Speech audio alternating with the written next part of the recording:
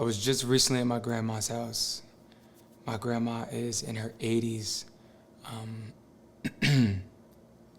She has a cleaning service. They come, they do the lawn, they do everything.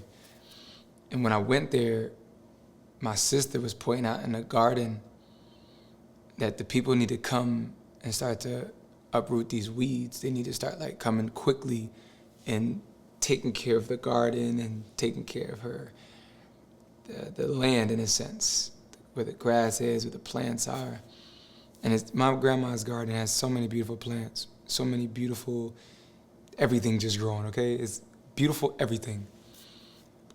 My sister let me know like there were weeds that were growing, and I was trying to ask her like, okay, identify the weeds for me so I know the difference between the weeds and all these other plants, because I wasn't being able to tell the difference. They all, for the most part, look the same. For me, I'm not into gardening, but this is really important, and it really blessed me. So she was showing me where the weeds were. She was identifying where the weeds are, and she was telling me the dangers of having weeds in the garden.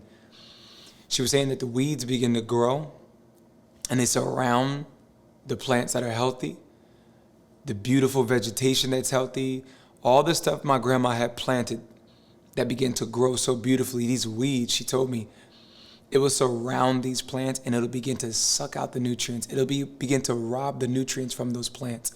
And eventually, slowly but surely, the weeds begin to grow bigger and bigger, but it ends up destroying the whole garden.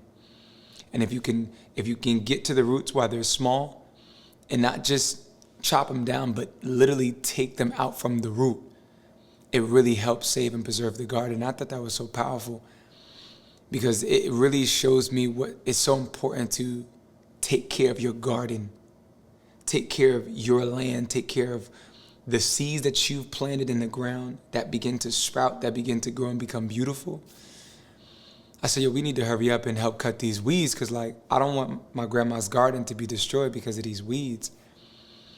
And it just made me think about our lives as we're walking throughout this journey, how like these weeds low-key sprout up, these things that naturally come, they start to sprout up. And if we don't check it, or we don't take care of the ground, if we don't take care of the soil, we don't take care of our lives, we won't be able to really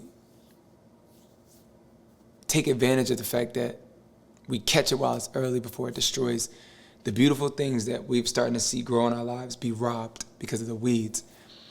And I had wrote down a list because I wanted this to be actually very practical for people. Like, just like I wrote down a couple of things that I found that are weeds in our lives that grow. Number one, not reading your Bible daily, like not staying in your word. Just that habit is a weed beginning to grow. Not taking quiet time out to talk to God is a weed beginning to grow. Not taking time out to really listen to God, that's a weed beginning to grow.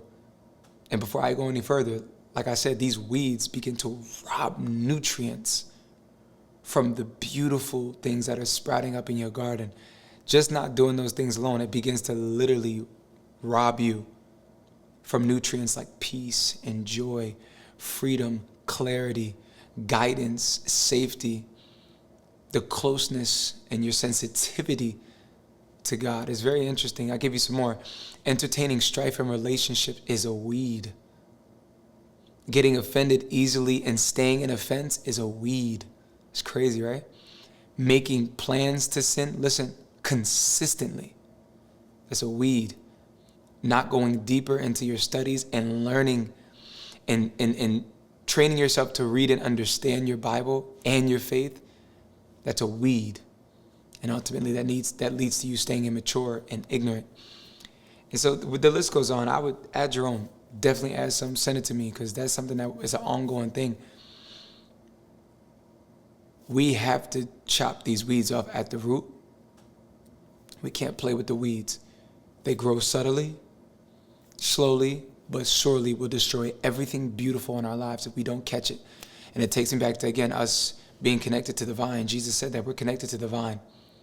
We will grow as long as we stay connected. Once we disconnect, we won't be able to produce anything. And so we're looking to produce peace and joy and freedom, clarity, safety, all these beautiful things.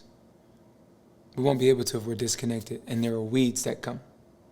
that we need to cut off, destroy, get rid of them, get it out of our garden. So just think about that.